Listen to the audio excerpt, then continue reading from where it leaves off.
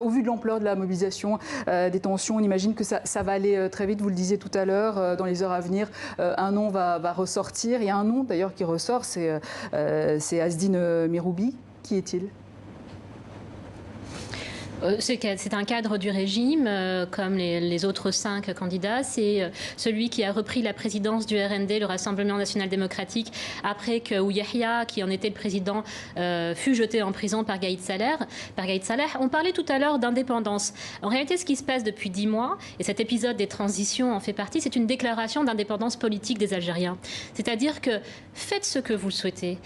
Votre façon de considérer l'autorité, votre façon de considérer la transition, votre façon de considérer la légitimité ne nous intéresse plus. Nous allons organiser, nous, notre propre univers politique autour des questions d'indépendance, vous l'avez rappelé, autour des questions de la mémoire réglée des années 90, autour aussi des questions d'unité nationale. Ils n'en veulent pas, hein, ce retour aux décennies... Écoutez, il y avait un slogan il y a 2 semaines, vous ne nous faites pas peur ou ne pensez pas nous faire peur avec la question de la décennie noire. C'est la misère qui a fait que nous sommes debout.